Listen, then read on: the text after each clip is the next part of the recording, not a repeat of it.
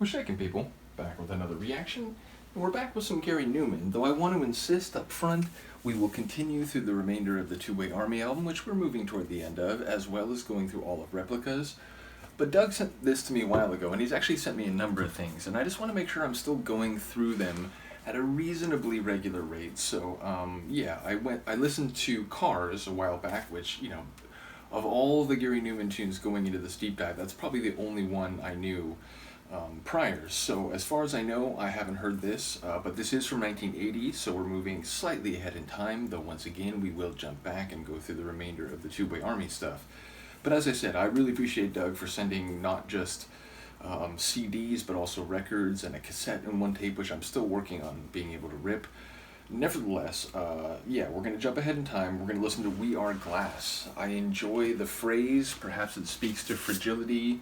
Perhaps it speaks to the delicacy, but also the vulnerability of humans, although, you know, we could be broader than humans. It could be living things more generally. I know a lot of his lyrics that I've already heard play with sci-fi, android, mechanical type of life and those types of ideas, so I wonder if there's any relevance to that here, although We Are Glass gives me a bit less of that type of feeling. There's a little fluff ball here on the vinyl. There we go. So here we go. This is Gary Numan, We Are Glass from 1980, and it's on Old Gold Records. Does it have a cat number? Not seeing it immediately, obviously. Oh, it's OG9919, and then this is the B-side. So here we go, Gary Numan, We Are Glass from 1980.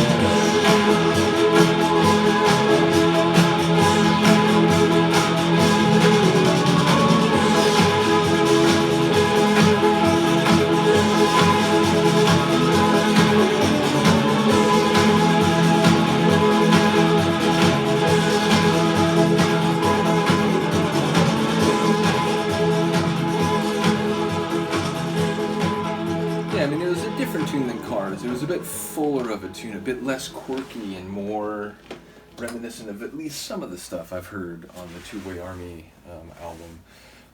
Maybe a little bit less post-punk, but even then, again, that album, I was surprised because going into it, I had this sense that okay, he was doing post-punk or even punk rock stuff, and then he worked his way into synths. And that album, the self-titled one, yeah, it's been a bit more varied, a bit more electronic than perhaps I expected it to be.